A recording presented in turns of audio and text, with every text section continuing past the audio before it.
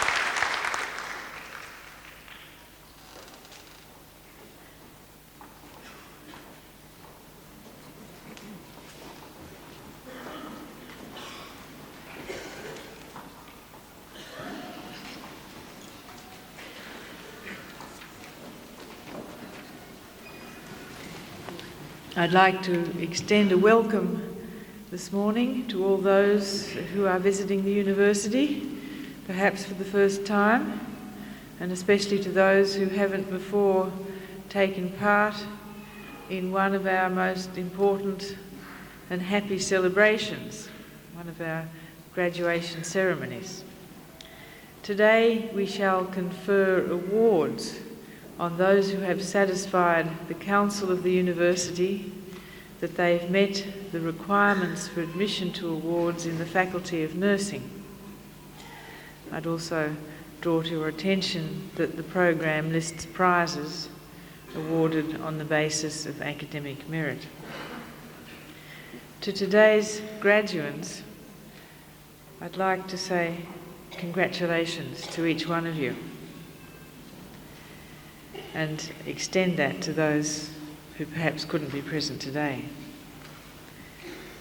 I know that each one of you has a story to tell of the efforts that you've had to make and the obstacles and hardships you've encountered to get here today. We understand very well what it means to make that effort, to undertake a course and to complete it successfully. Congratulations to each one of you.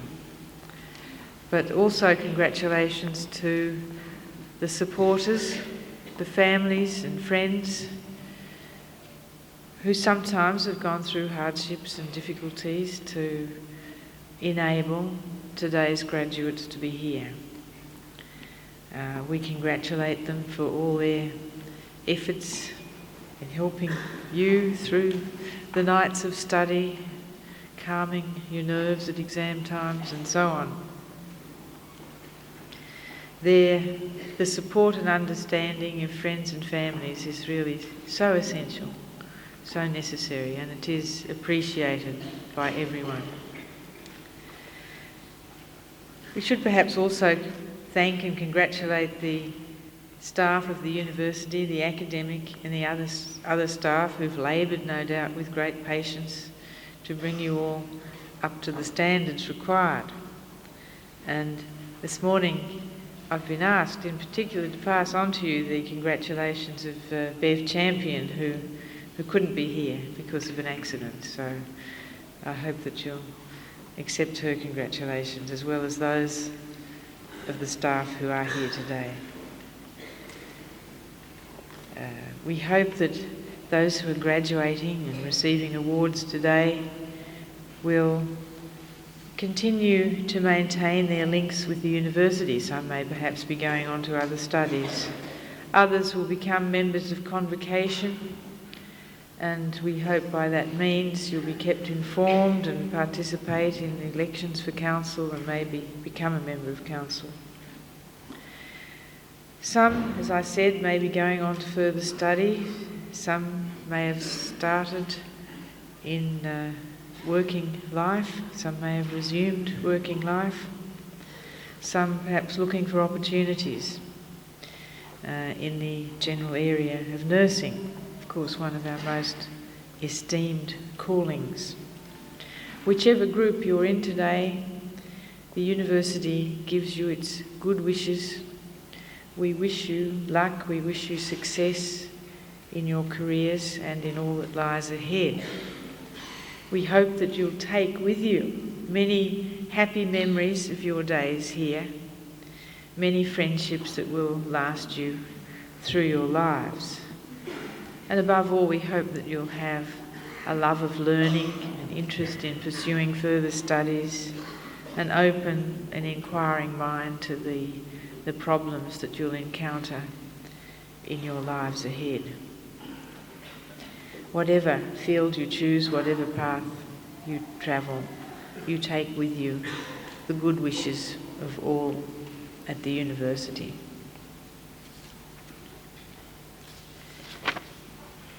I now have pleasure in inviting Associate Professor McAneary, Dean of the Faculty of Nursing, to present the candidate for admission to an honorary degree in the Faculty of Nursing.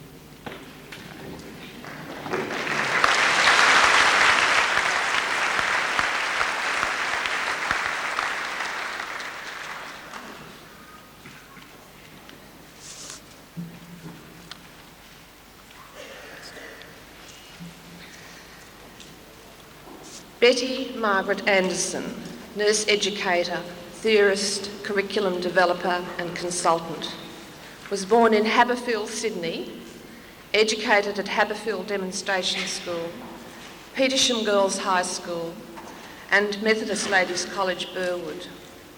Betty Anderson received her general nurse education at Western Suburbs Hospital, Croydon, midwifery at Wollongong Hospital, maternal and child welfare at Tresillian, Petersham, and further academic qualifications at the New South Wales College of Nursing, the University of New South Wales and Macquarie University. Betty has worked in India and Bangladesh from 1958 to 1966 and was involved in hospital construction and the implementation of a 3-year nursing program in the Bengali language. In 1968, she began a career as a nurse educator at Royal Prince Alfred Hospital, Sydney, and was responsible for the development, implementation and administration of a re-entry program for registered nurses to enable them to rejoin the workforce. This program was a first in New South Wales. From 1969 to 1977, she was a nurse educator at the Prince Henry, Prince of Wales group of hospitals. In this role, she was responsible for the development, implementation and management of a combined degree general nursing course in conjunction with the University of New South Wales. During this period, she was seconded to the Cumberland College of Health Studies as research officer to undertake curriculum development for the transfer of nurse education into the higher education sector. As a result of her work in this area, she determined that hospital-based nurse training programs had been implemented on the basis of an arbitrarily determined syllabus which lacked the underpinnings of a clearly developed theoretical framework. She also found that nurses were unprepared for new roles and unable to be effective in influencing the formation of health-related policies. And the methods used by nurses to make clinical judgments were inappropriate for the present complexity of nursing practice. Subsequently, she undertook a major study examining the realities of how nurses make clinical judgments. Her work in this area was based on her belief that clinical excellence demands an ingenious use of sound knowledge base and problem-solving ability. An outcome of her work in the area of developing theoretical perspectives in a dynamic, action-based profession has resulted in the development of a number of schematic models, including the nursing activity model, intervention and nursing roles and functions models, nurse-patient relationship model, and an integrated health breakdown intervention model. Betty Anderson's links with the Hunter region began in 1977, and she became the head, Department of Health Studies at the then Newcastle College of Advanced Education. She was the first senior lecturer and course director of nurse teacher education and was responsible for developing and implementing clinical and classroom teaching programs for nurse teacher education and nurse administration diploma courses. In 1984, she developed the submission to the accreditation of the Diploma in Applied Science nursing course, which commenced at the Newcastle College of Advanced Education in 1985, following the transfer of nurse education from hospitals to the higher education system. In 1984, she was appointed Foundation Director, School of Nursing, Macarthur Institute of Higher Education. During 1986 and 1987, she was appointed United Nations Consultant to Bangladesh, responsible for designing a project for the construction of nurse training courses. Betty has also been a consultant for the World Health Organization to third world countries in curriculum development for nursing programs. Betty Anderson was awarded the Member of Order of Australia in June 1986 for services to nursing education. In 1989, Betty was appointed Professor of Nursing, Dean and Head of the Faculty of Health Studies, University of Western Sydney, Macarthur. Betty Anderson is highly respected by the nursing profession for her futuristic and innovative approaches to nurse education and problem-based learning, which have proved guidance for the teaching and learning task in nursing and the development of theoretical perspectives in the dynamic, action-based discipline of nursing. Chancellor, it therefore gives me great pleasure to present to you Betty Margaret Anderson for admission to the honorary degree of Doctor of Science. In the name of the Council and by my authority as Chancellor, I admit you to the honorary degree of Doctor of Science.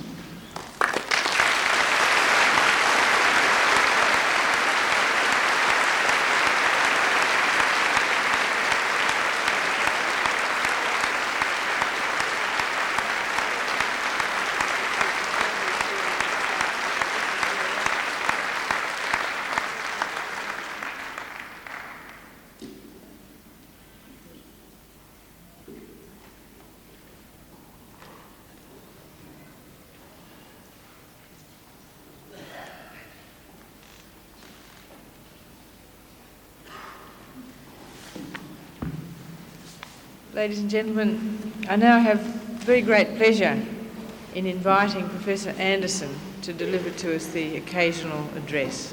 Professor Anderson.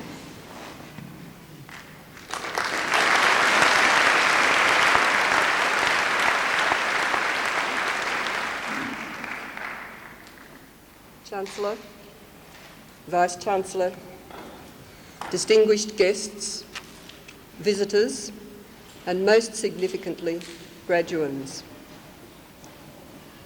At the outset of this address, may I say how deeply honoured I am to be the recipient of the degree conferred this morning by this university.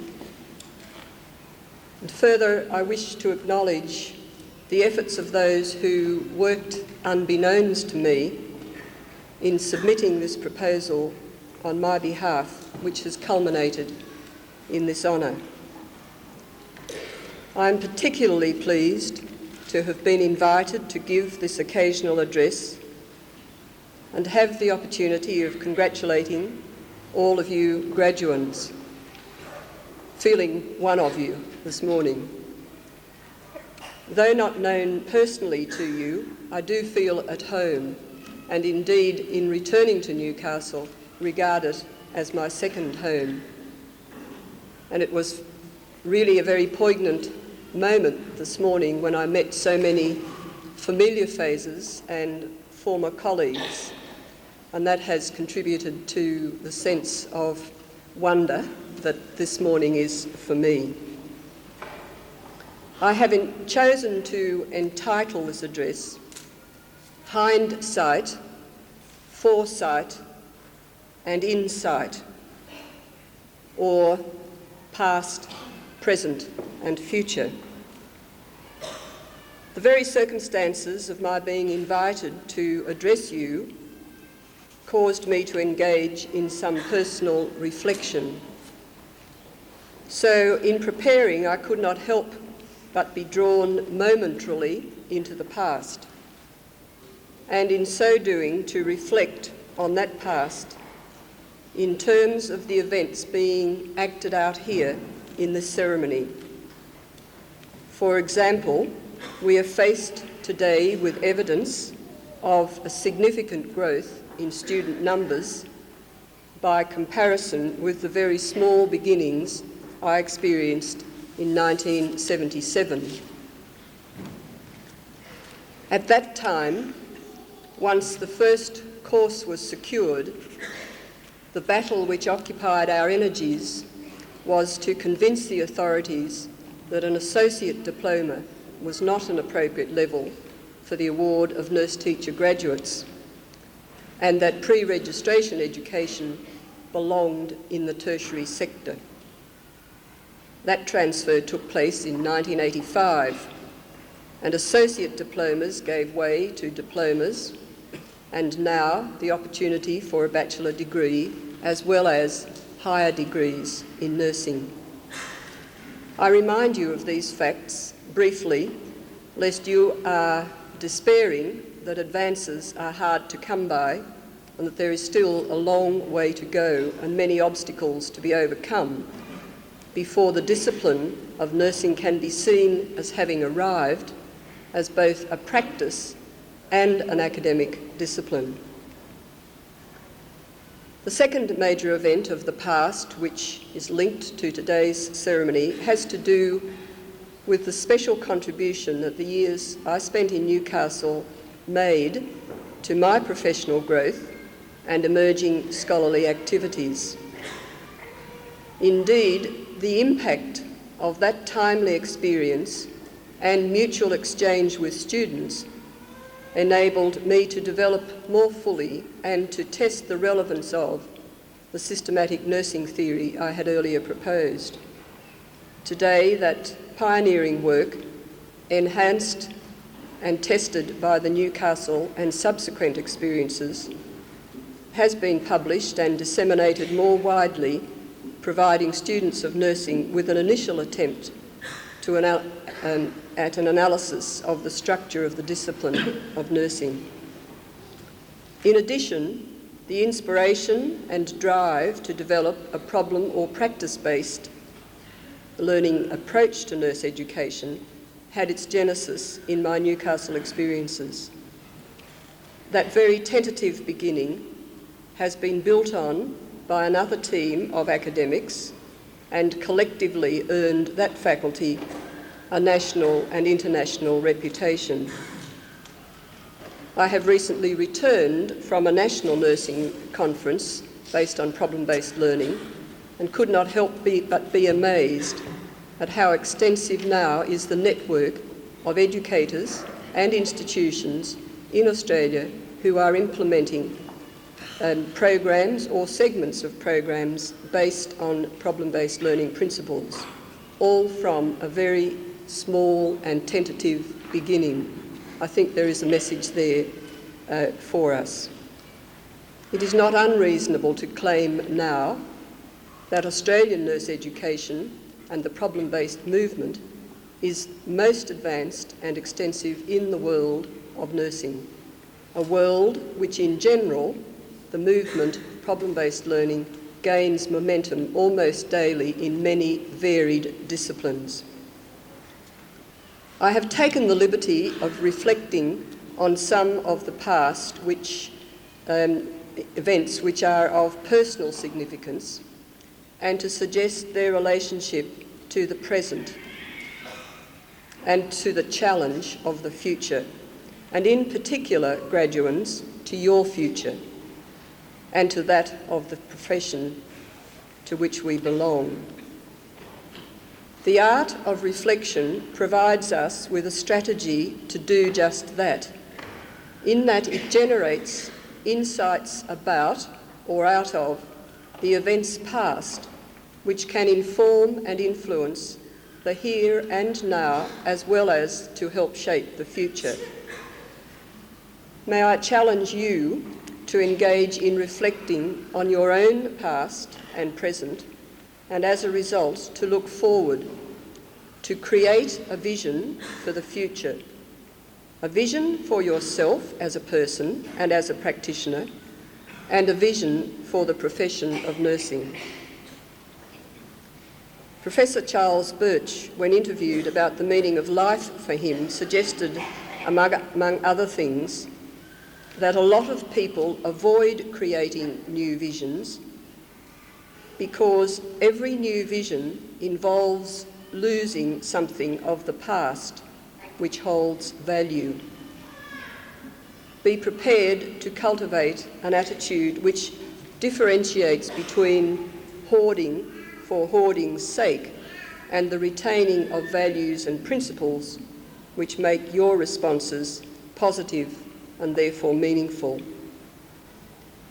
To create a vision of substance has a prerequisite, a sense of identity on the part of the visionary, and it is also concerned with the establishing and maintaining of relationships, and I intend to amplify these concepts shortly. I would like, however, to return for a moment to the theme of linking the past to the present and the future.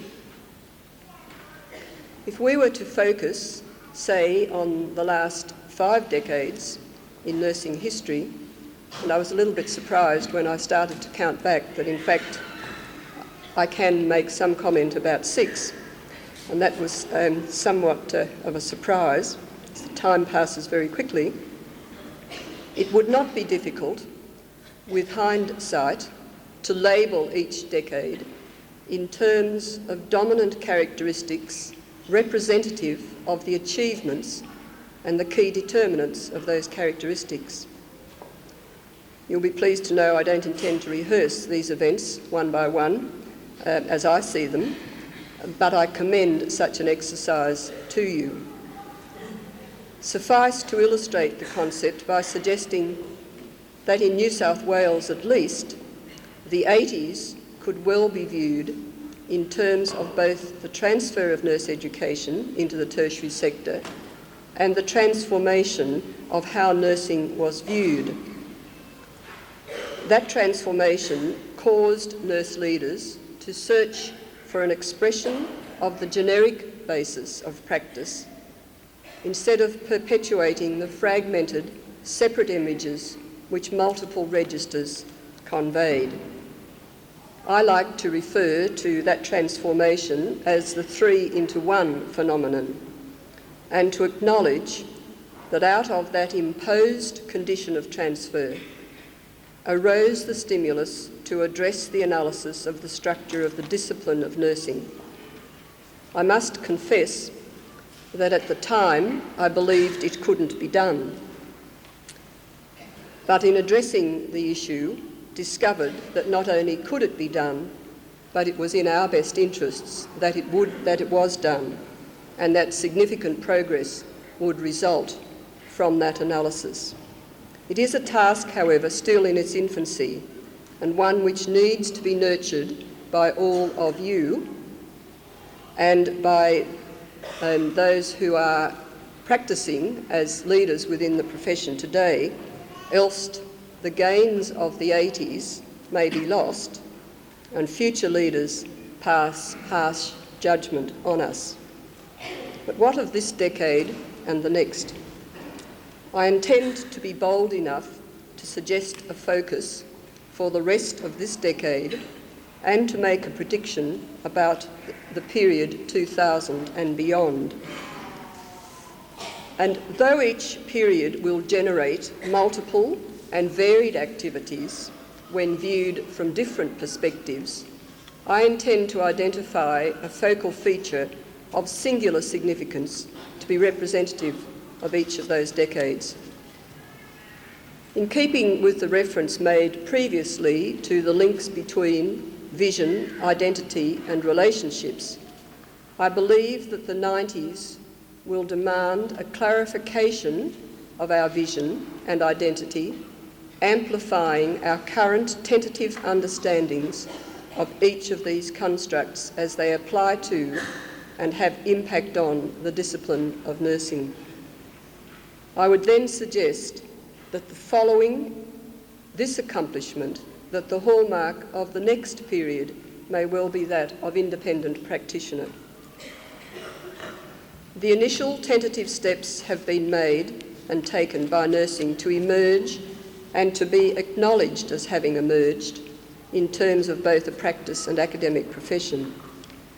It is important for the future passage that clear goals and deliberate strategies be devised which take account of the challenges of the here and now, but also of living and working in the 21st century. For the majority of you, your major contribution to professionalism will be in that century rather than in this one. Let us assume that you are prepared to take up the challenge to be active in influencing the future. Perhaps some of you may be sceptical, however, about the role that you might play. I recently heard Senator Tate being interviewed on radio, and during the discussion he made reference to the literary work War and Peace and to the impact one particular episode had on him in shaping his views about an individual's ability to make a difference. He reminded the listeners that history does confirm the fact that one person can change the course of history when that person captures the imagination and support of others. It is unlikely that an individual unaided can hope to realise all the changes which inevitably need to be made in the healthcare industry.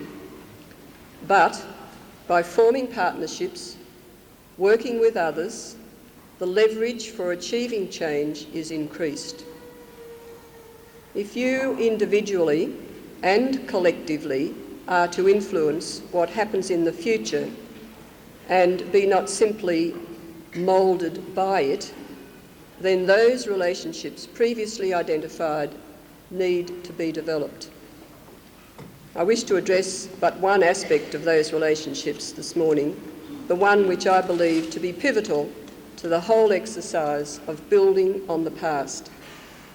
I have suggested that in this decade, the process of identity clarification, of understanding who you are as people, as practitioners, and what is meant by the professional practice and the generic nature of that practice is of singular importance.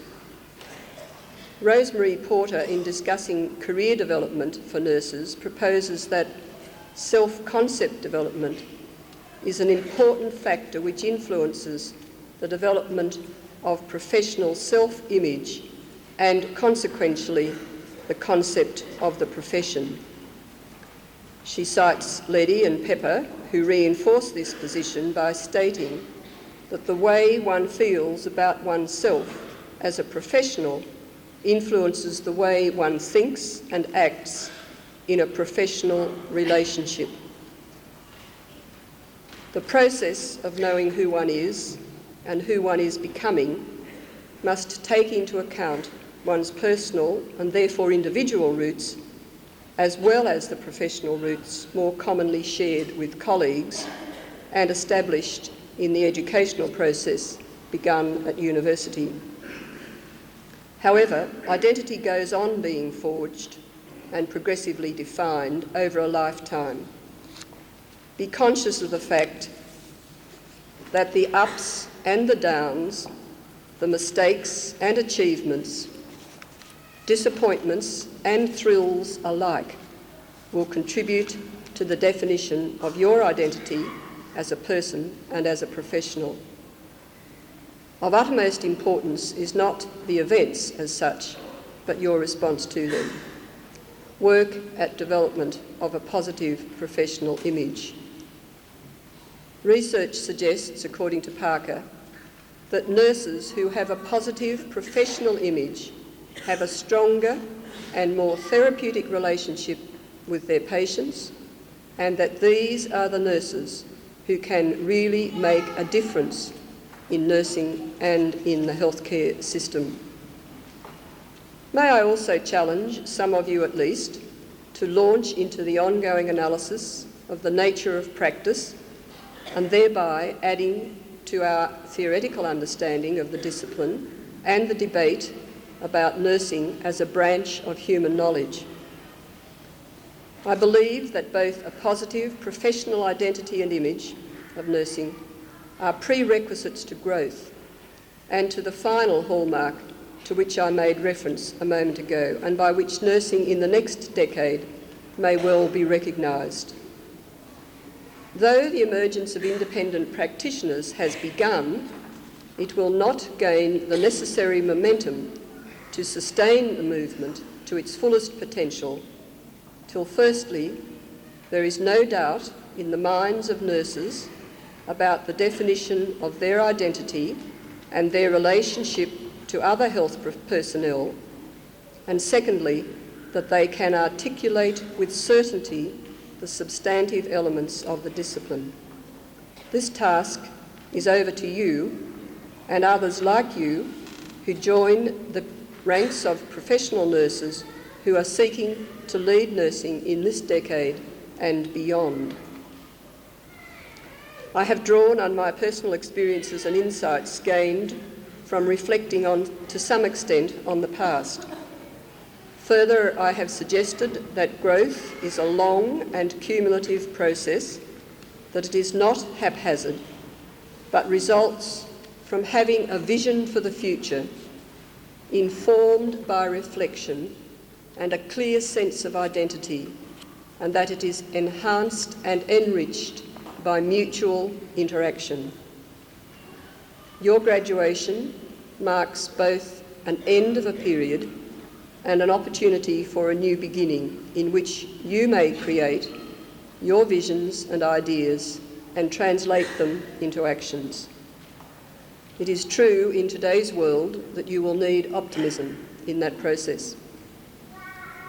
Optimism was once described as a way of thinking about one's own behaviour or that of one's own community in a way that encourages initiative, persistence, and bold dreaming.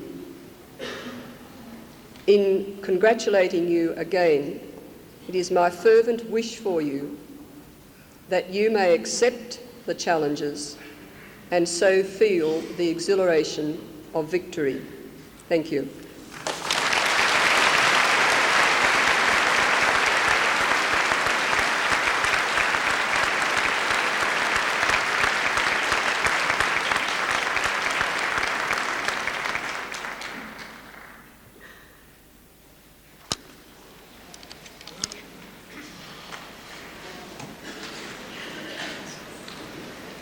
Will all candidates for admission to awards undertaken within the Faculty of Nursing please stand?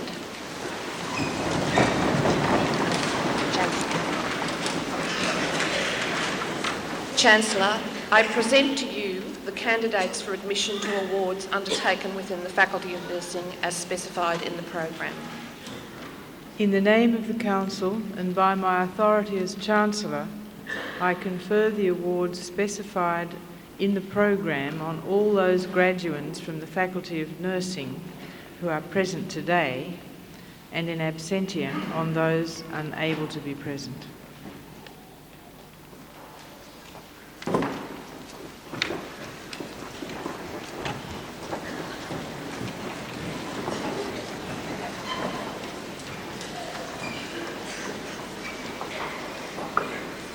Chancellor, for the award of the Diploma in Applied Science Nursing, Alison Leslie Barrett.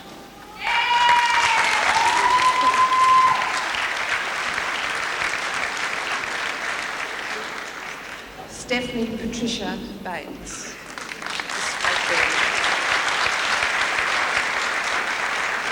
Stephanie Patricia Bates.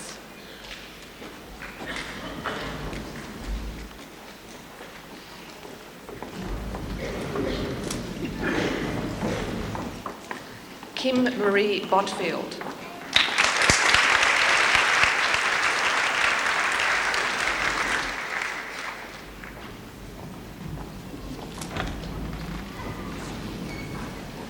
Mark Stewart Bramble.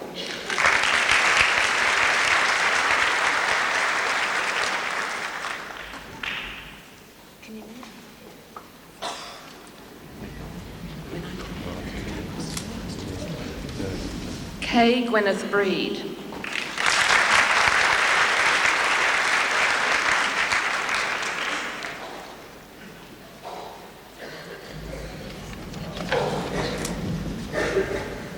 Alison Marie Brown.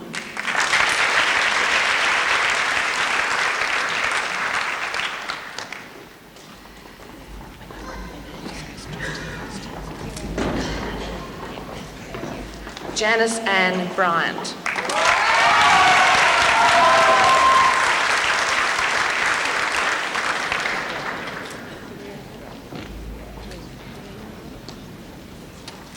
Tracy Leanne Butler.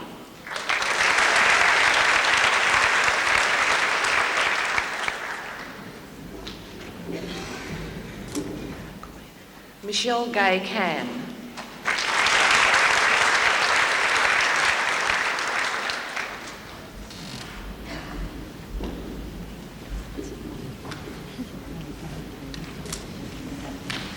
Michelle Diane Clarkson.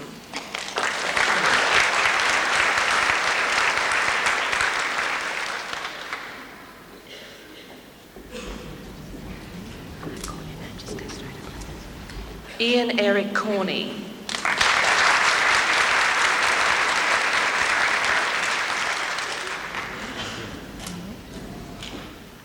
Christine Nicole Gemmell.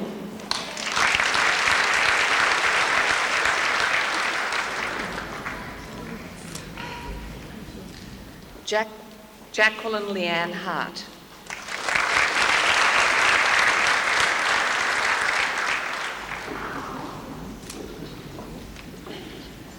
Lynette May Jane.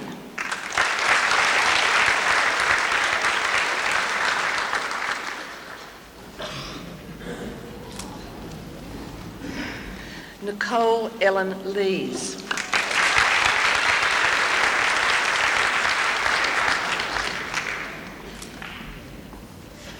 Helga Mason.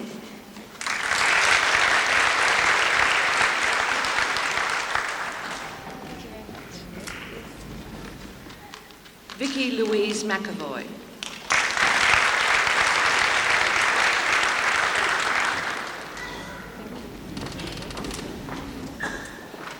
Leanne Morris.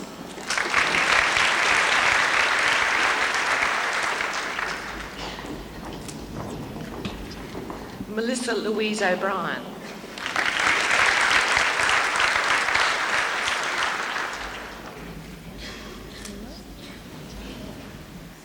Sally Marie O'Neill.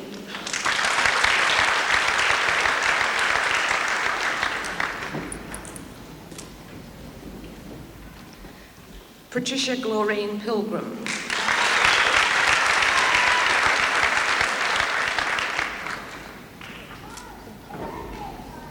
Karen Lee Pont.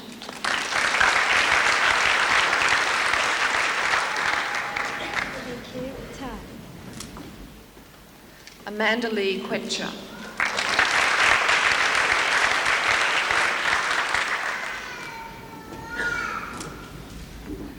Donna Leanne Samwell.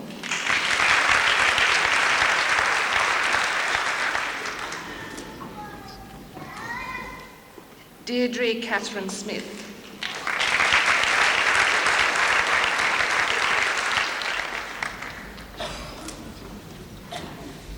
Michelle Marie Taylor.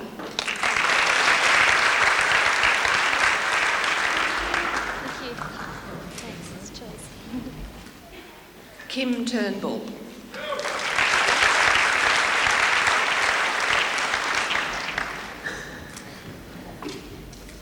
James David Wilson.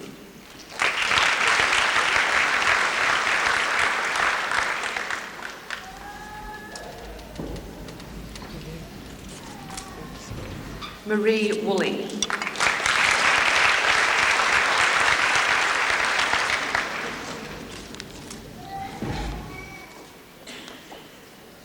Chancellor, for the award of the Diploma of Health Science Nursing, Marnie Abigail.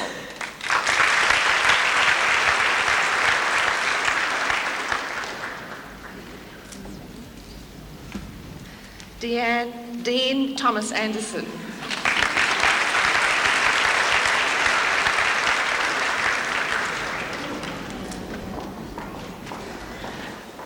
Margaret Frances Anderson.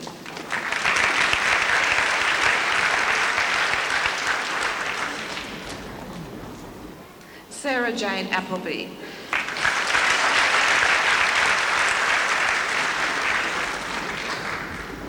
Kelly Armstrong.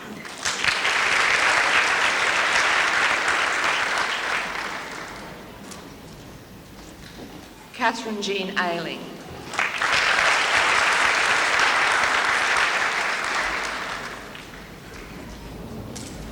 Mark Andrew Baker.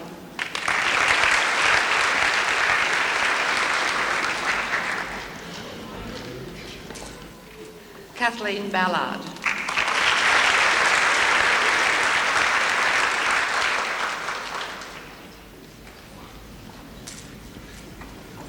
Lynn Marie Barnett.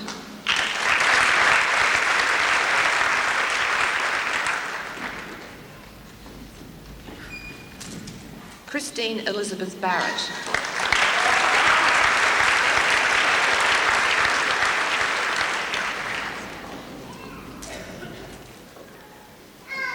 Andrew Robert Bachelador.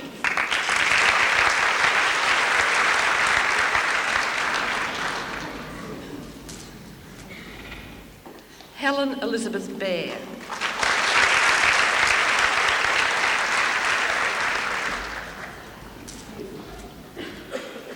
Susanna Belovic.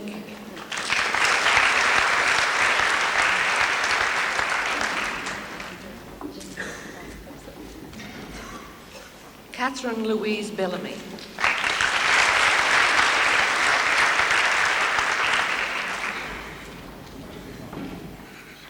Gabriel Ann Brown.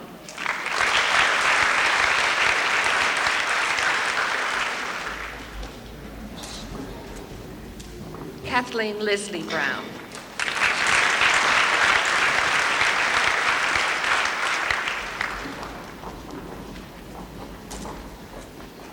Michelle Brown.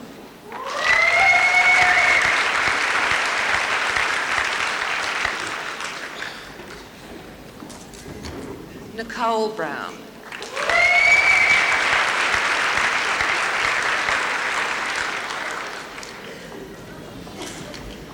Teresa Lee Brown.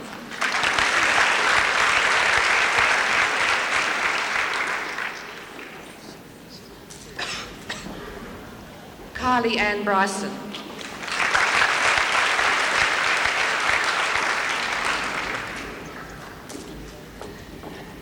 Suzanne Lillian Byrne.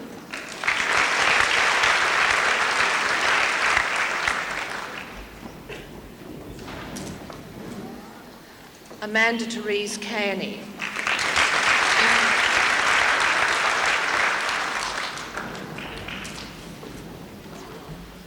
Louise Ann Carroll.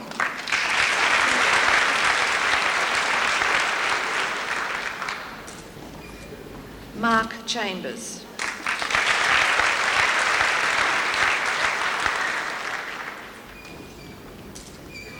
Anita Kit Sum Chan.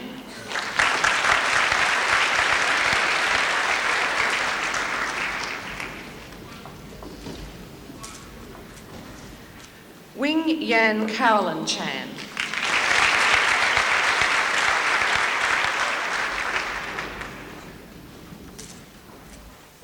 Fiona Celeste Chapman.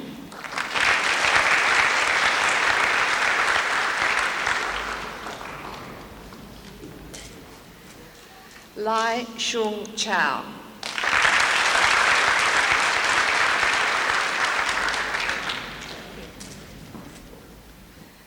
Nancy Lan Sum Cheng.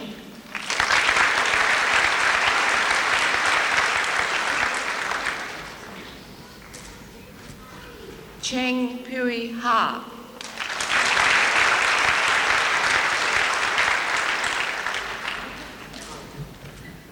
Lai Hua Chung.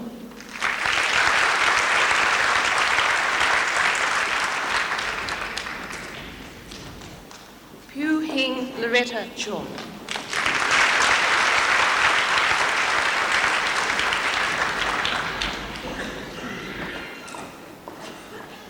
Yuk Ling Chung.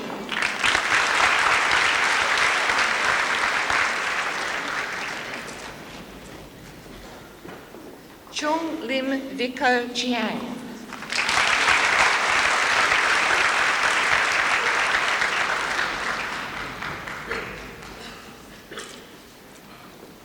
Ching Ping Ada Ching.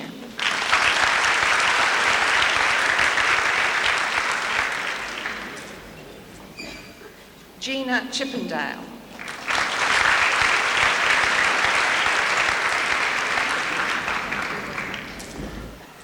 Min Yi Donna Choice.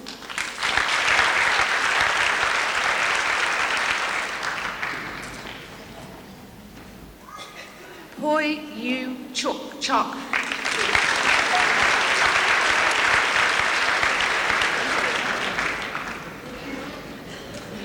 King Fong Chun.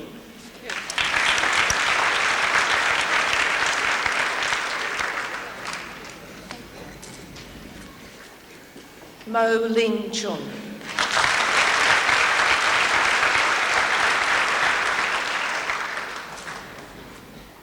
Terence Michael Clark.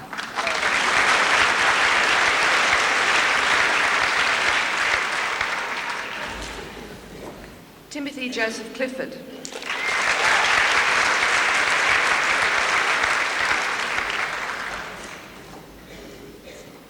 Jeffrey Dennis Coates.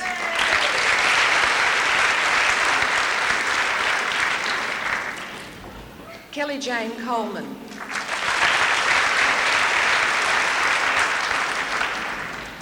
Claire Elizabeth Cooper.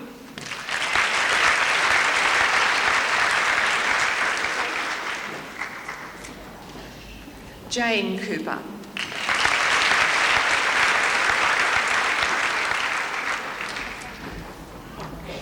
Belinda Guy Copus.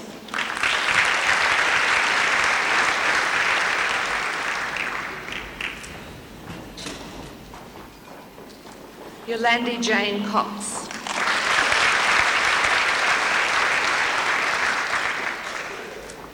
Fiona Ray Crotty.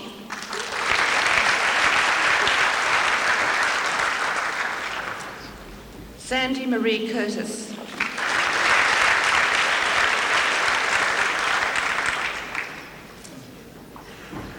Rodney Gerard Daly.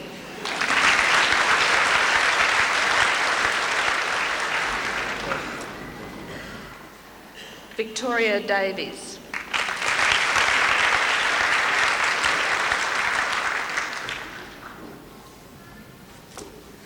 Justin Jose de la Heras.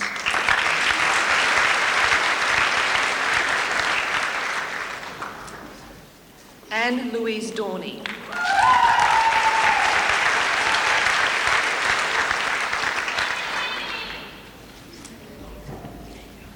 Christine Elizabeth Duff.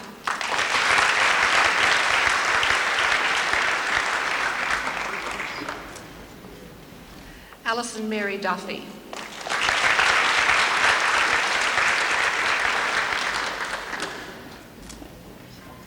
Sue Easton.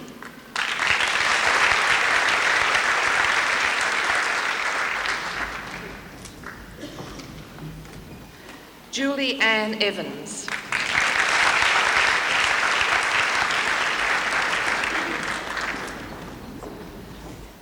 Joanne Marie Everly.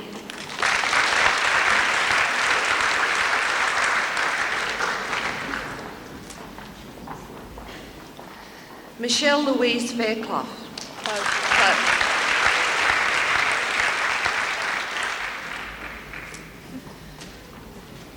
Joanne Louise Fairhall.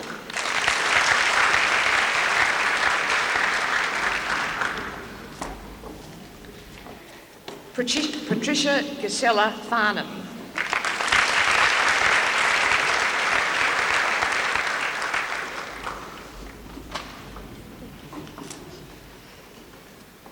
Joan Field.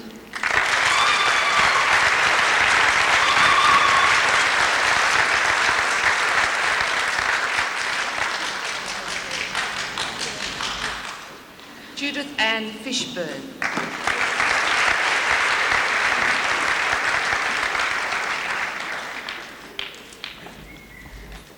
Rosamund Victoria Flaherty.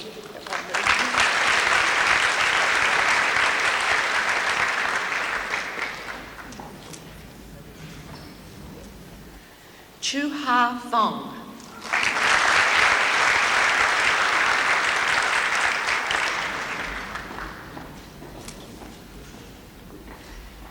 Claire Erica Frankham.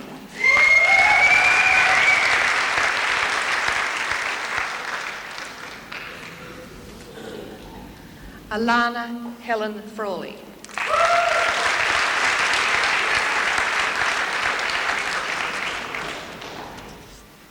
Cheryl Ann Freeman.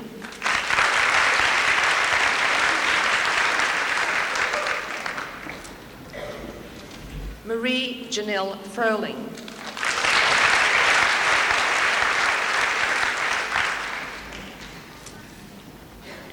Michael Gregory Furlong.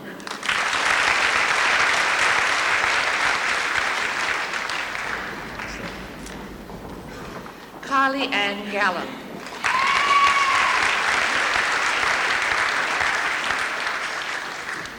Terence Michael Galvin.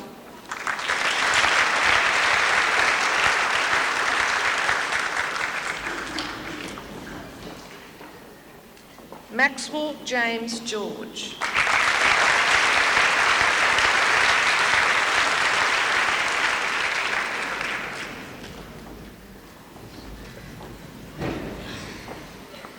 Vanessa Rahiri Gilbert.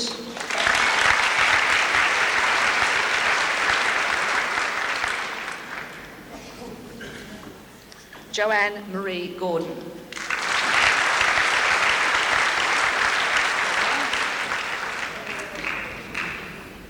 Carol Bernice Gorman.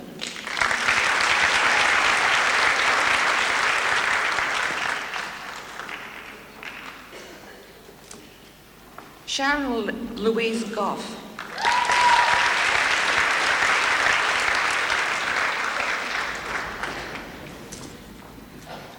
Catherine Louise Graham.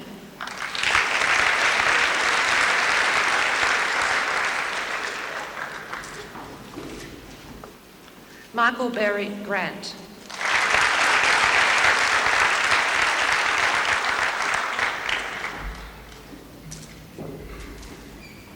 Fiona Helen Gray.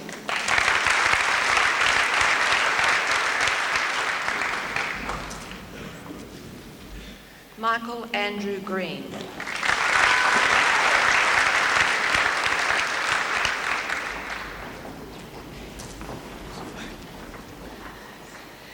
Shelley Marie Haynes.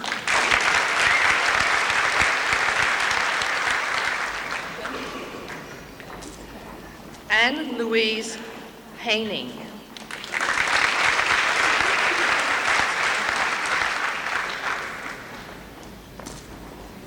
Leanne Isabel Halliday.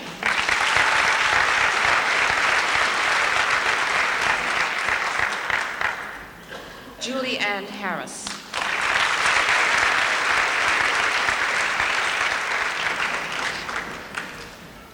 Fiona Jane Harrison.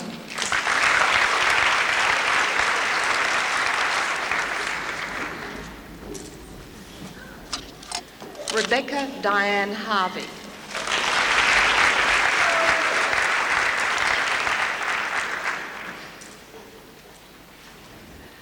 Wayne Robert Hazelgrove.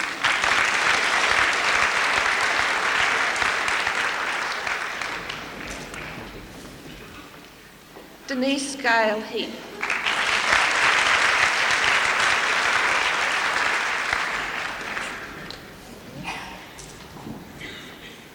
Ip Lin Hung.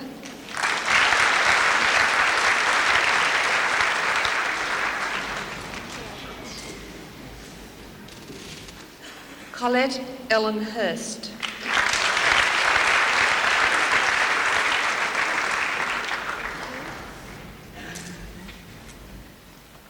Carrie Ann Hoffman.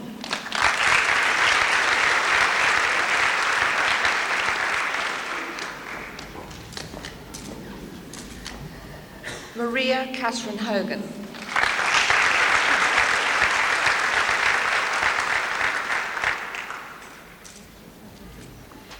Elizabeth Ann Hopkins.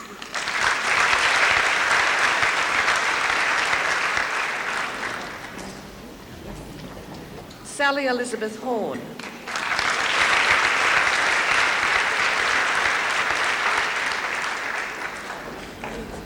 Larissa Hüttner.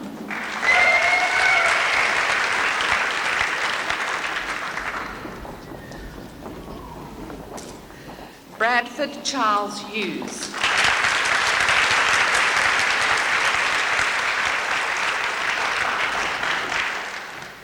Christina Hughes.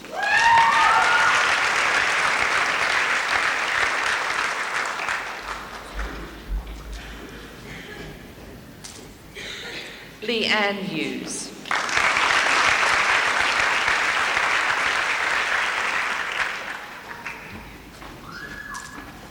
Chak Wai Hui.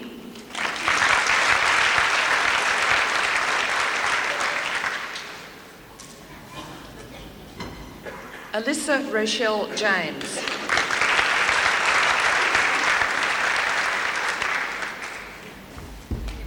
Karen Lee James.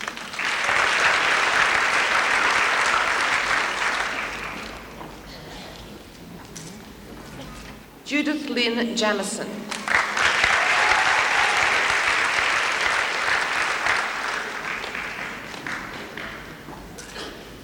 Natalia Gay Johnston.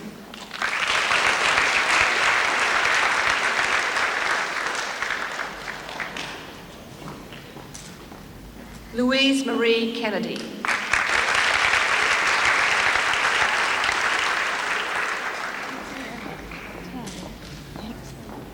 Peter Michael King.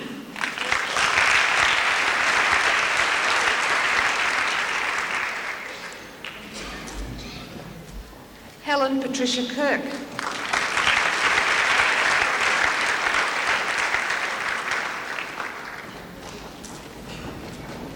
Ping Tung Lily Ko.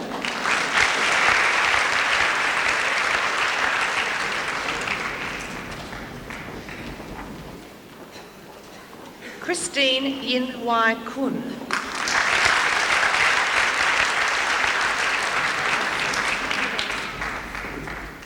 Man Kit Kwok.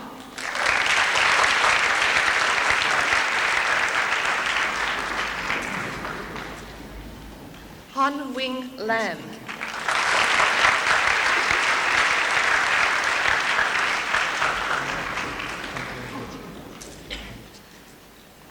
Sao Lan Lo.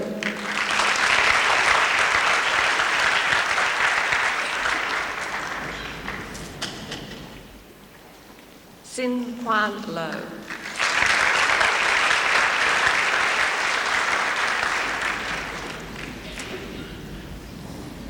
Corrine Ruth Law.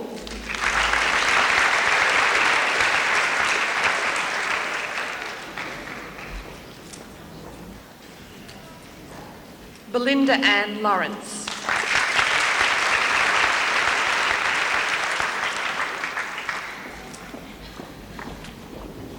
Karen Margaret Lawrence.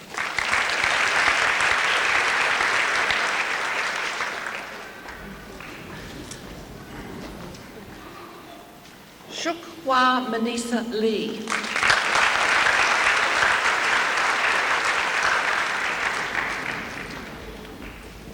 Joanne Lee Ray.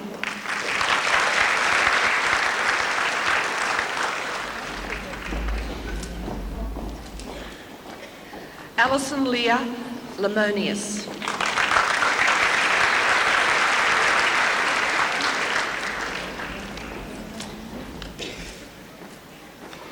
Deborah Sinclair Lewis.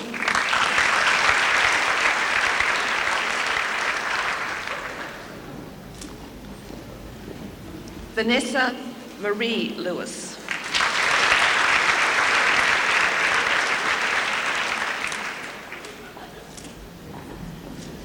Jane Mary Lightfoot.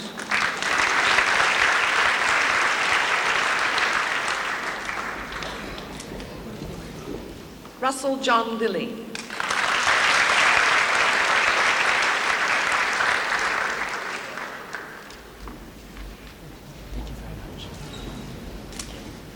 Pu Fong Lo.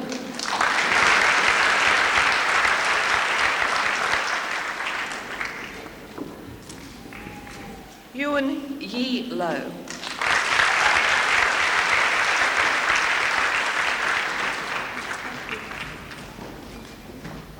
Joanna Catherine Locke.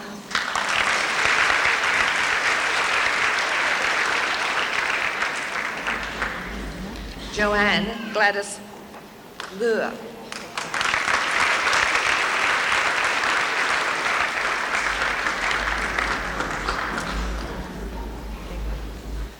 Catherine Mary Lynch.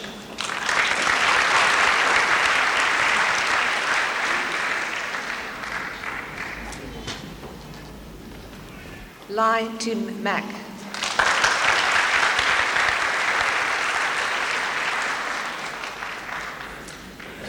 Wai Ming Christine Mack.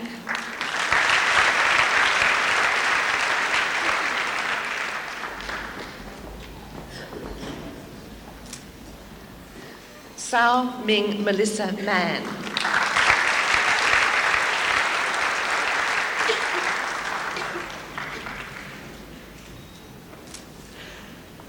Wai Hung Man.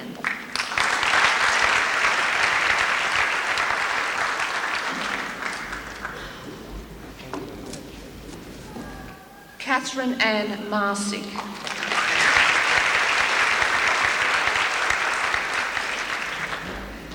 Thank you very much. Gay Marie March.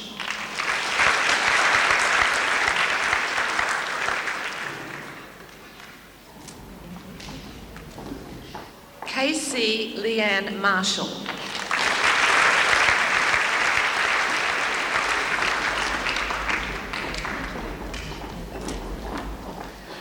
Melissa Jane Marshall.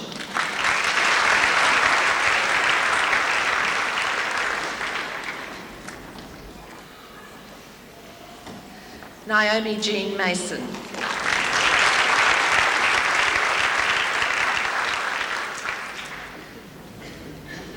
Tracy Rochelle Mason.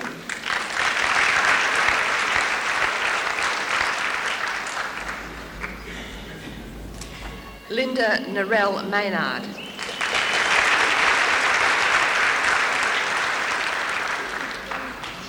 Yes. Nicole McCosker.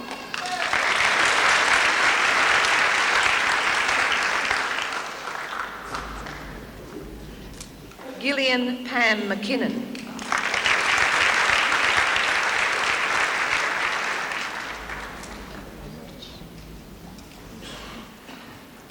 Elizabeth Ann McMahon.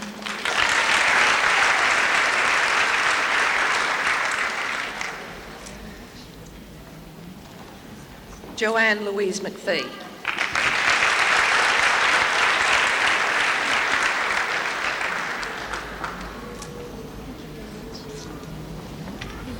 Catherine Ann Mears.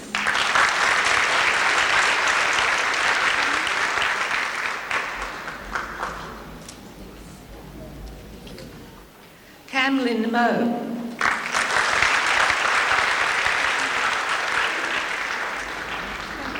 Thank you. Rebecca Jane Moan.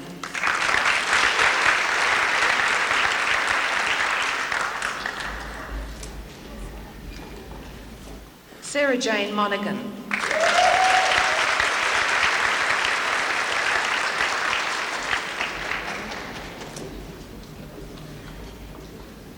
Lee Ann Morrison.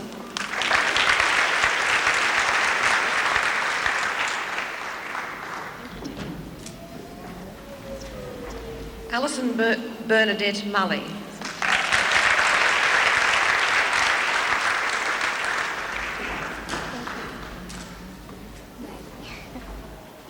Joanne Louise Myers.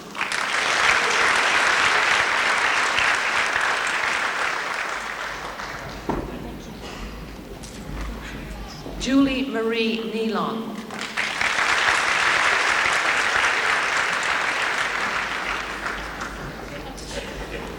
Ng Mi Ling.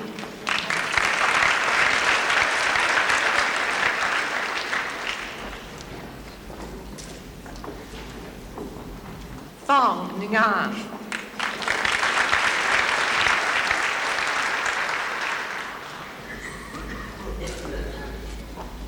Mary Jane O'Brien.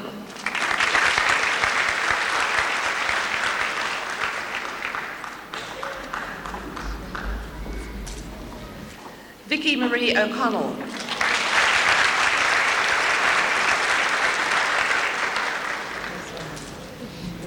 Kathy Ann O'Neill.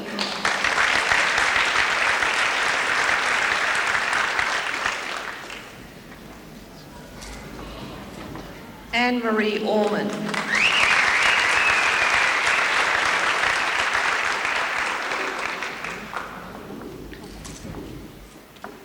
Kwai Ying Pang.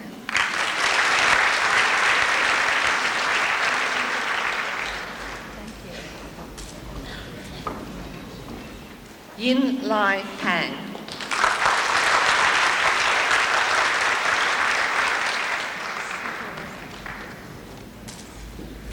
Mai Lin Margaret Poe.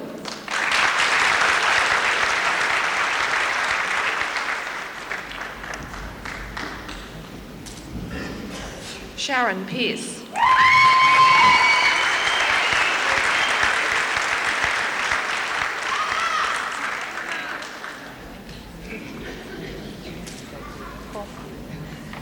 Jennifer Leanne Peck.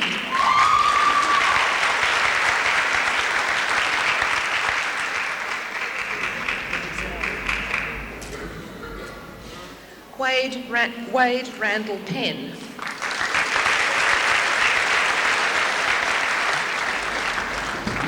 Thank you. Christine Heather Peters.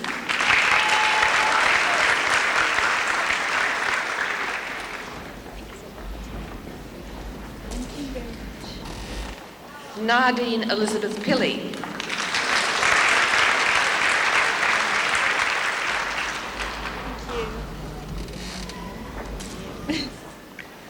Anne-Marie Poppleston.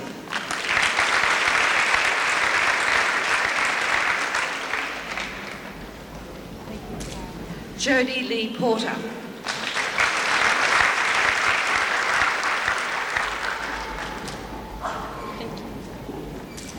Helen Marie Power.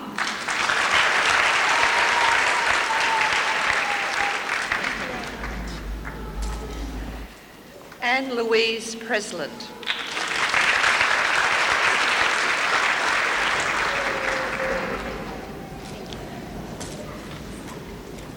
Deanna Prinsick.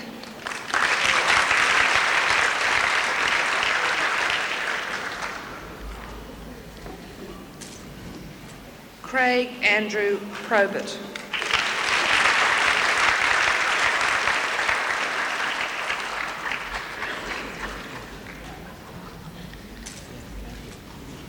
Yuk Lan Pun.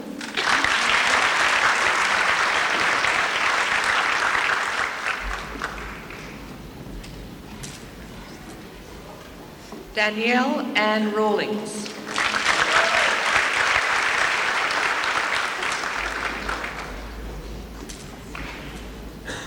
Lee Ann Reynolds.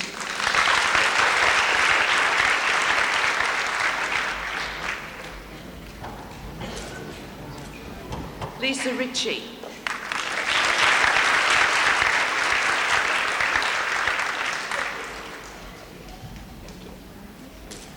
Elizabeth Roper.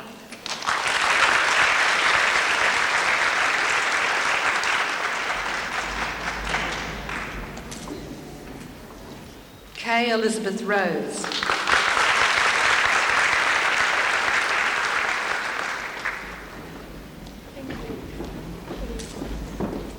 Anthony Craig Rye.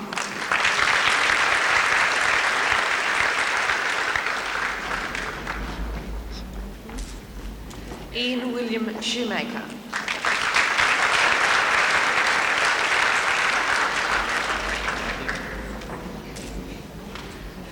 Petronella Hendrika Seidler.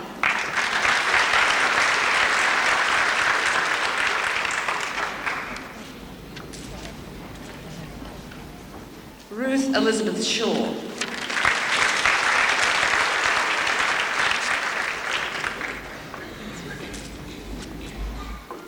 Leah Margaret Shelley.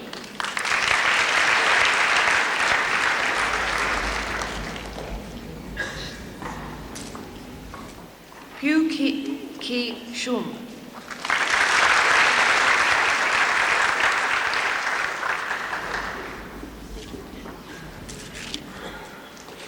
Kelly Nicole Skinner.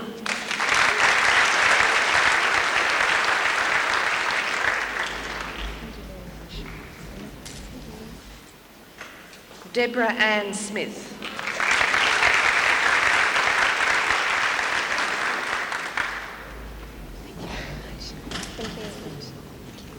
Tony Marie Smith.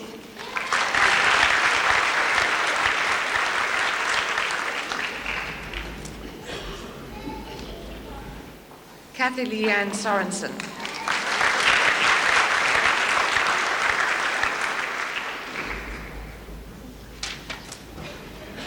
Nicole Yvette Suter.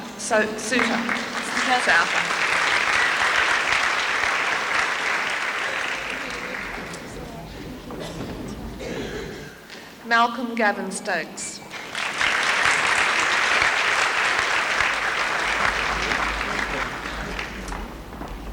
Ravathia Subramaniam.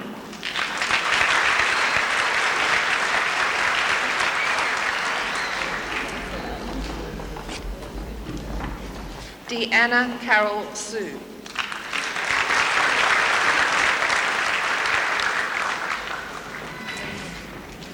Kim Marie Sulik.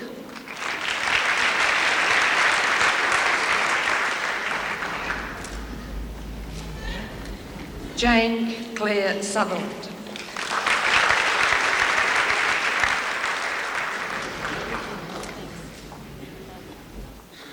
Ho King Maria Tam.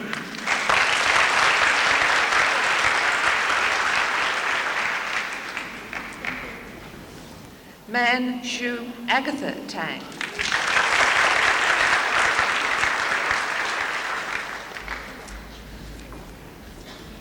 Lisa Tattersall.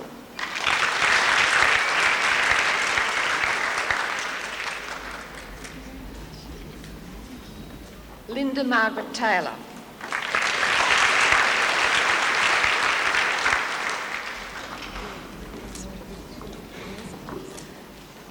Glenys Thickbrew.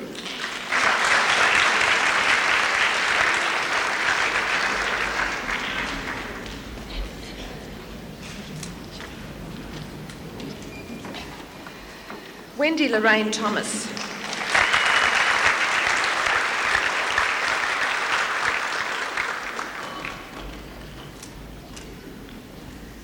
Kylie Thompson.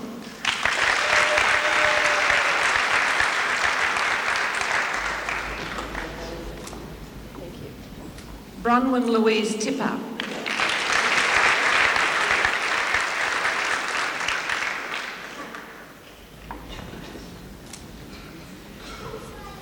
Bronwyn Marie Tooney.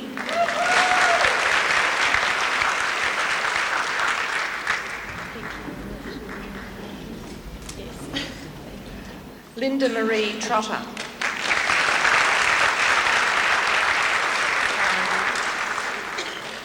Karen Arlette Williams. Sorry, wrong page. Tracy Lee Underree.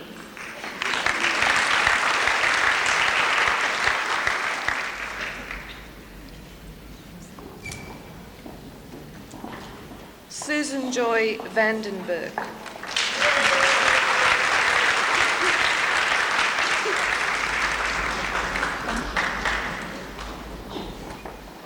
Nicole Vasilakis.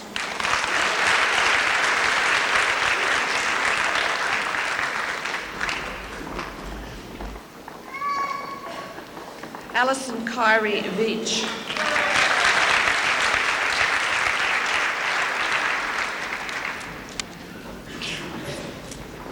Michael Scott Warby.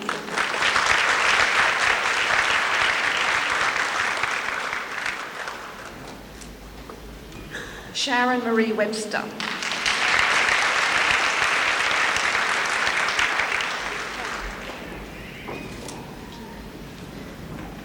Joanne Elizabeth Weeks.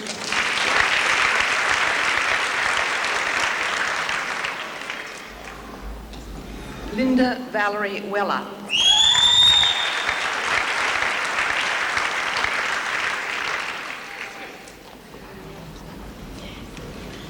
Rachel Dawn White.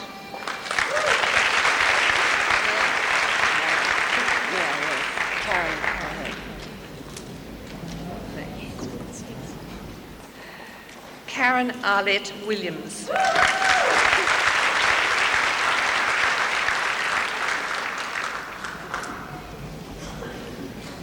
Michelle Nardine Wiseman.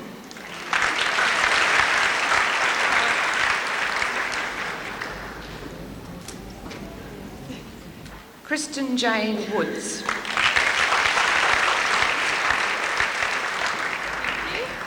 Thanks. Hao Ping Jojo Wong.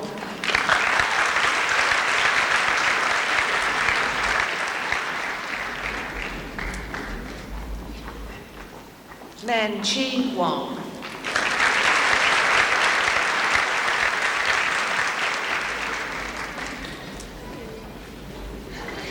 Man Yi Wong.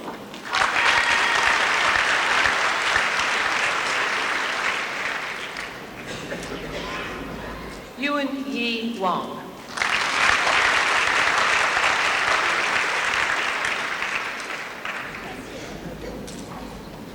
Suzanne Wright.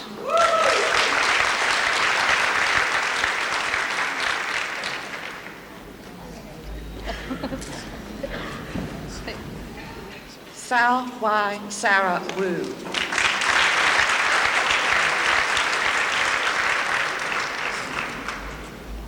Yim Pik Yo.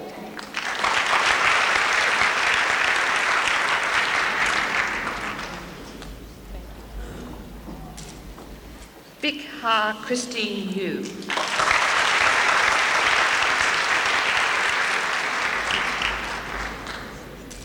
Chui Fun Virginia Ewan.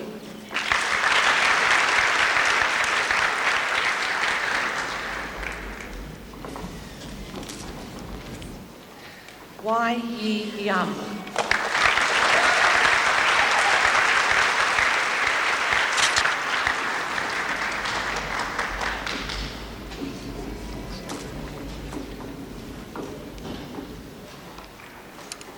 Chancellor, for admission to the degree of Bachelor of Health Science Nursing, Pam Lorraine Beach.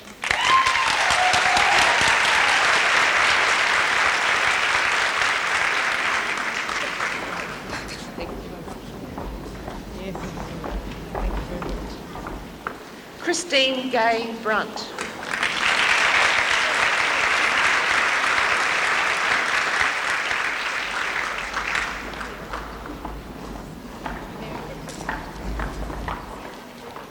Janice Burns.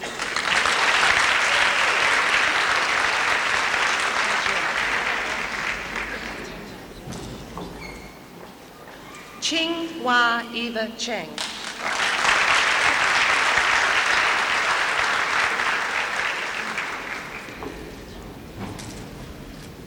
Linda Ann Clancy.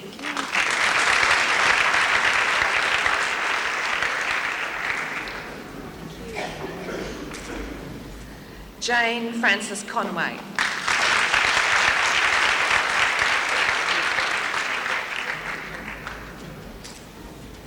Elizabeth Mary Denyer.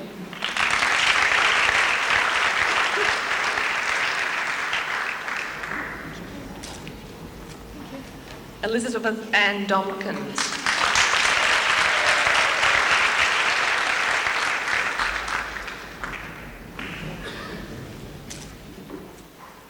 Carolyn Ann Drain.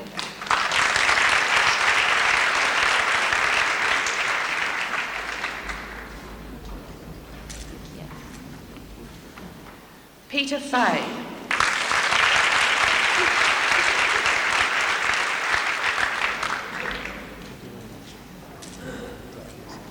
Scott John Gregory.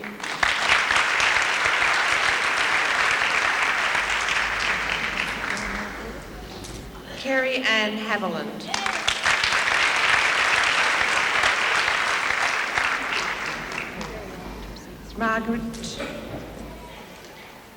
Margaret Therese Heffernan.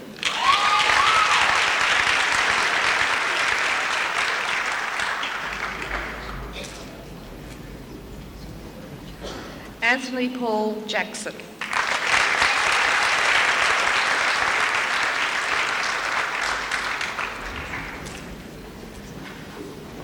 Sue Yan Lee.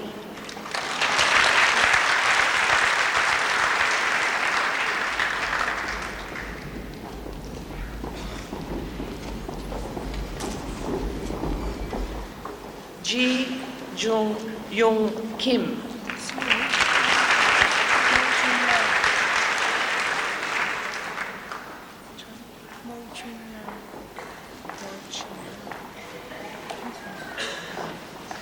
Mo Ching Lung.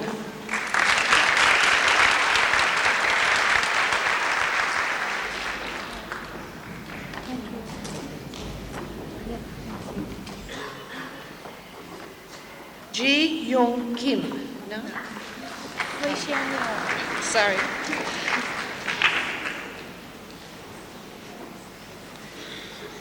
Lung Mo Ching. Wei Xian Liu. Here.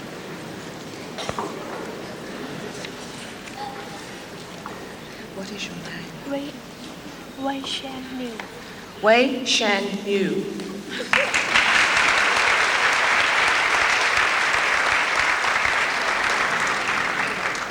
Thank you.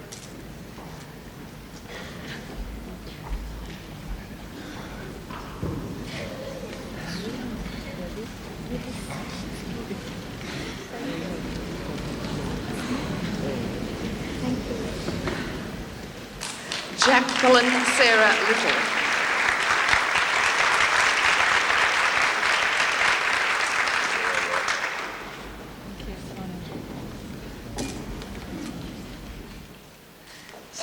Stephen Durant Lott.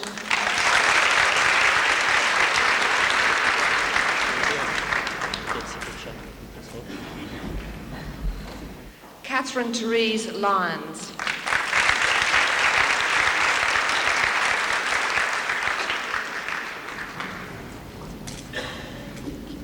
Colleen Mary MacDonald.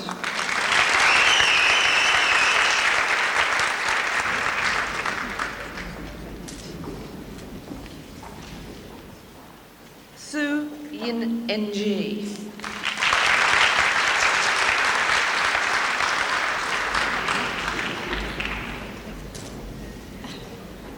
Kai Yong Ok Ho.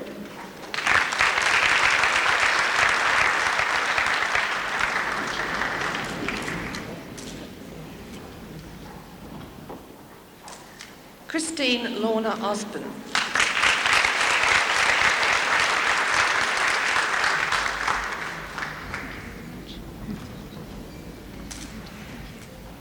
Malcolm Stewart Passmore.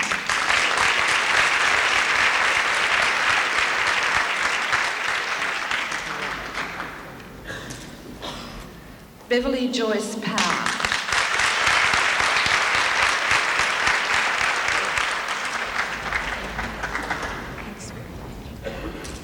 Terence Mark Ray.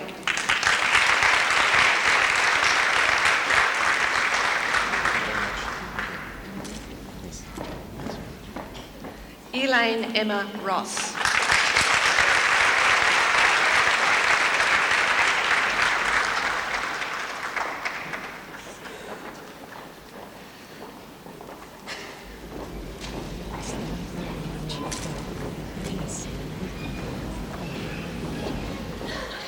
Catherine Margaret Ruse.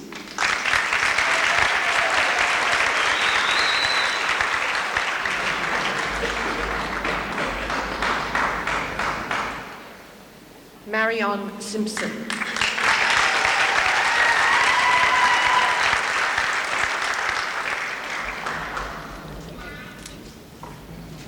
Henrik Scorza.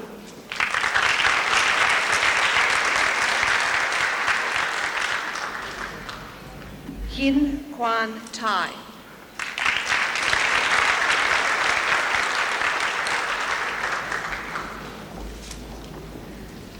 Kathleen Louise Tan.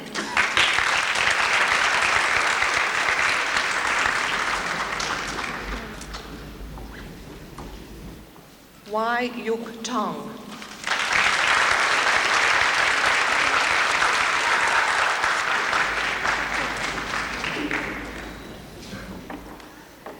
Gay Wendy Walker.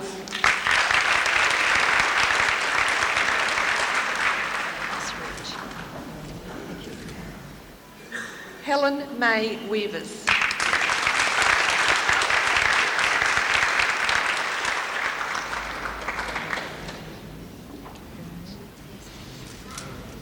Karen P. Wilson.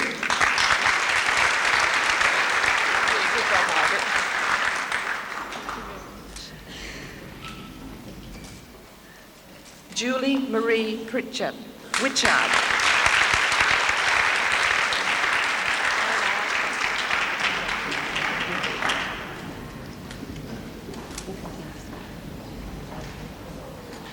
Kay Therese Woollett.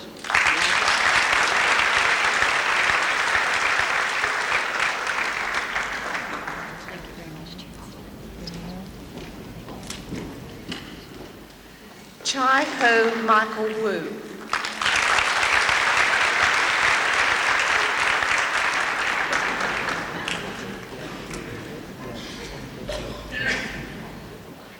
Fiona Yari. Yeah.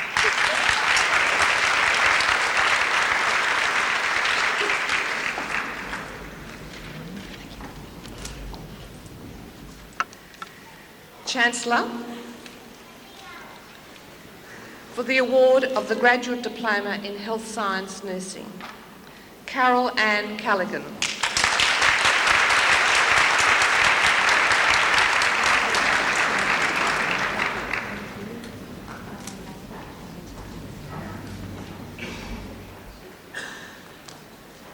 Angela Margaret Longworth.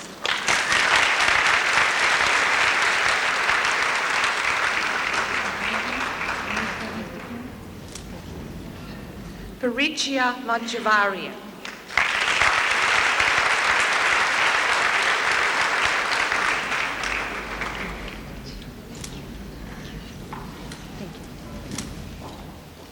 Rosalie Mary Shaw.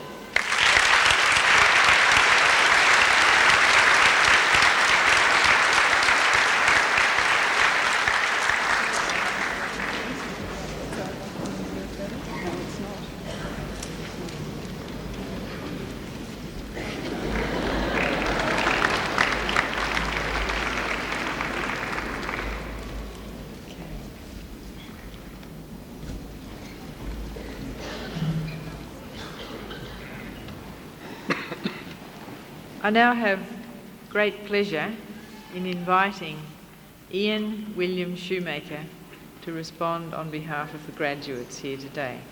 Ian.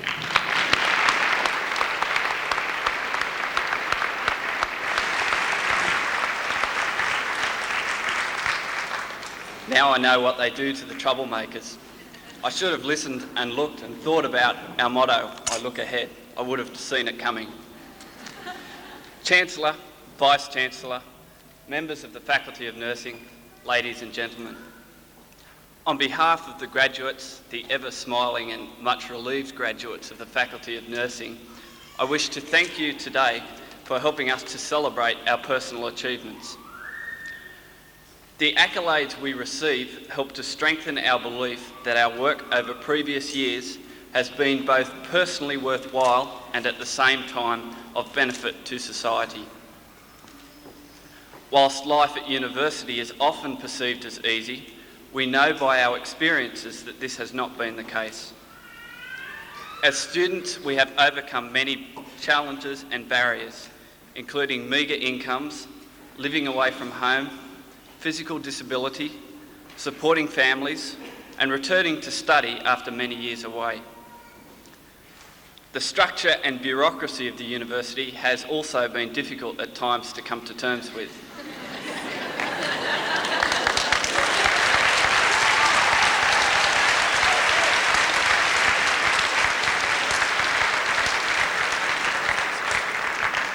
And just when I learned how to use the photocopiers, they've gone and changed them.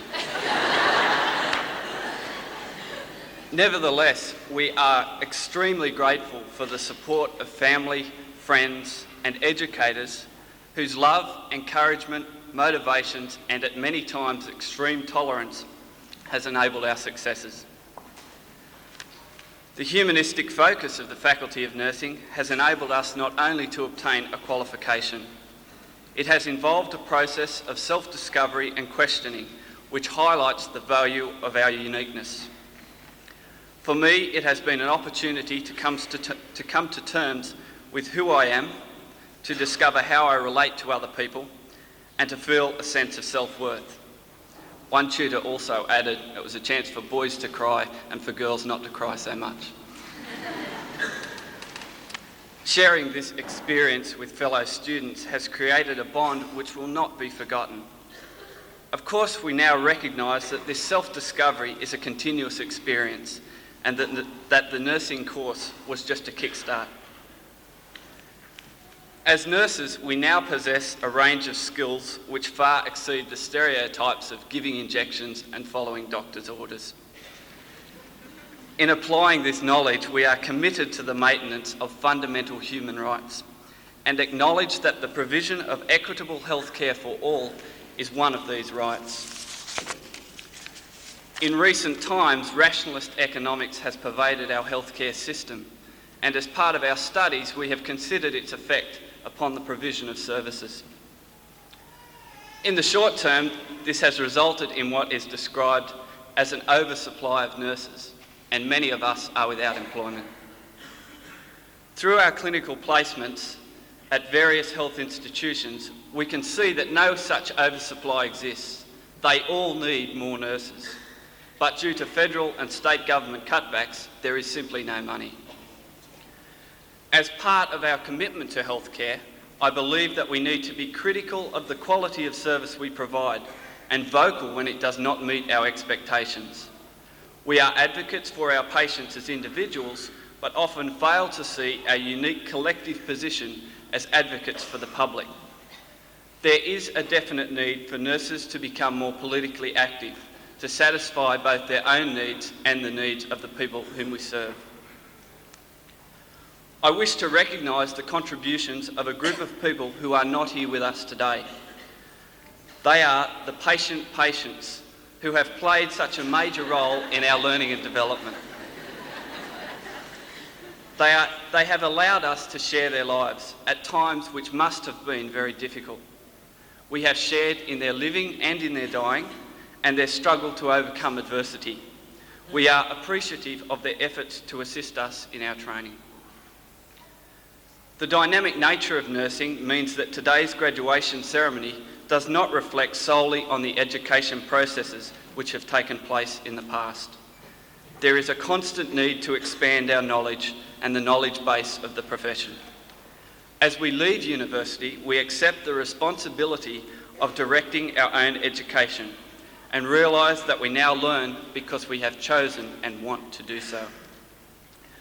We recognise the power that comes with this knowledge and hope that our use of nursing knowledge will be practical, ethical, and always in the interests of the people whom we serve.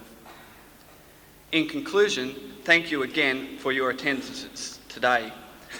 May I personally wish my fellow graduates every success in their endeavours and ask that we all consider Anthony Burgess's statement that excellence, being every person's right, is also every person's duty.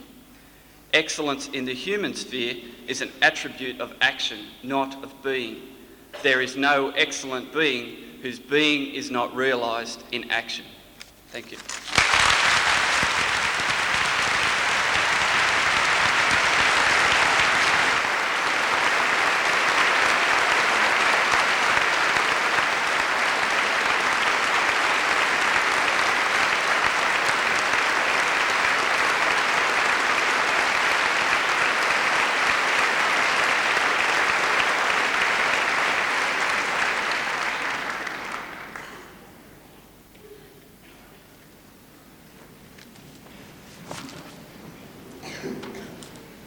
Chancellor, one of the privileges of being Vice-Chancellor is that I get almost the last word. But, I hope I have enough voice today for me to utter it and you to hear it. This is indeed a splendid occasion, an occasion on which all of us associated with and in the university join in celebrations and congratulations. It's an occasion of much joy and satisfaction. And it's an occasion which is properly marked by ceremony and serious words. And today, we've enjoyed serious words of high quality from Professor Anderson, who has charged graduates with responsibility and vision to pursue proper professional objectives, and from Mr. Schumacher, who's extended that vision to a wider political and social activity. These are serious words, well spoken and appropriate for today. But also, this is an occasion on which we pay our thanks to families, friends for the support that they've given the university, and in particular the graduates, in their studies. And it's an occasion on which I can pay thanks to the staff of the university, who occasionally, against all the odds, have actually got you all here today to graduate and to loose you as graduates on an unsuspecting world. So to all of us, I offer congratulations. It is a splendid occasion for celebration and one that should be enjoyed by all of us. It's also an occasion where we enjoy fine music. And this morning we were particularly pleased to have the opportunity of hearing the university choir sing to us and allow us to engage in a familiar educational pastime of learning some modern Latin and indeed reminding ourselves of the second verse of the national anthem.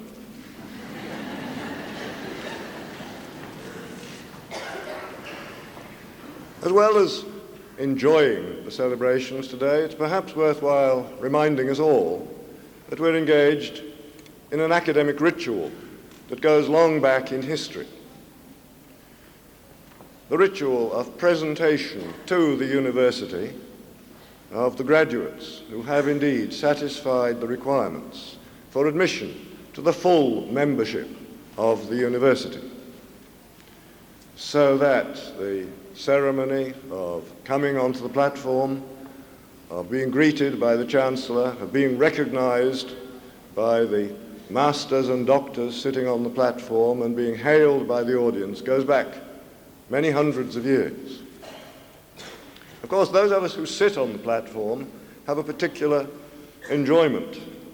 We enjoy not merely seeing you graduate, we enjoy the full spectrum of emotions that you express individually as you come to that one spot opposite the Dean and you hesitate, and the mixture of anxiety, apprehension, excitement is visible on your faces. The differing paces with which you cross the stage causes us almost as much interest as hearing the Dean cope with some of the more interesting names.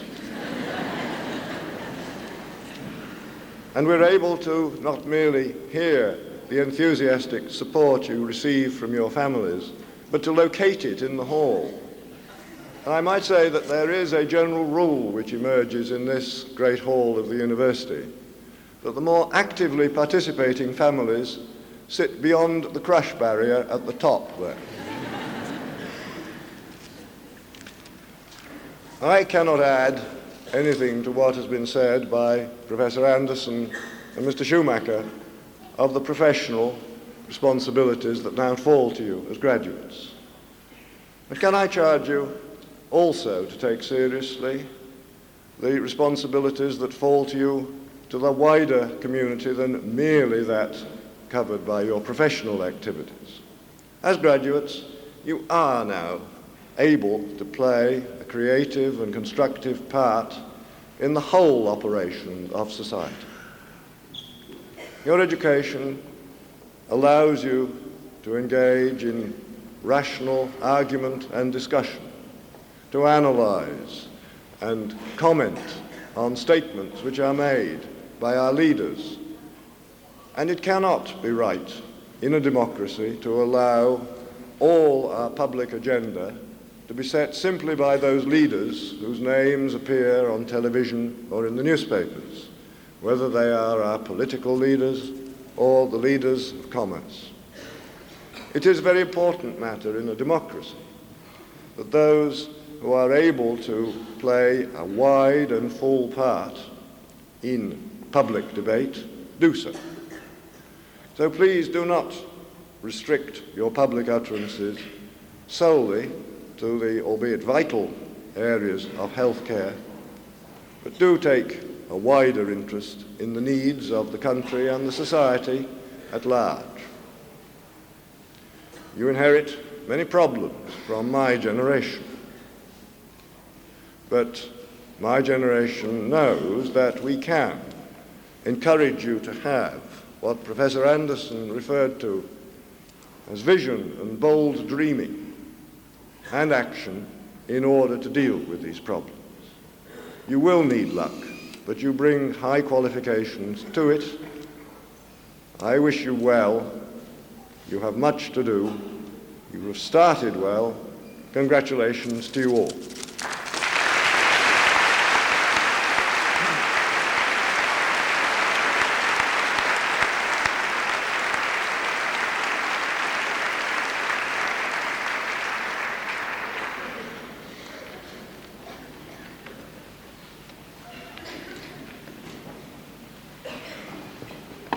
Ladies and gentlemen, thank you very much for being here today to share with the university in this important celebration.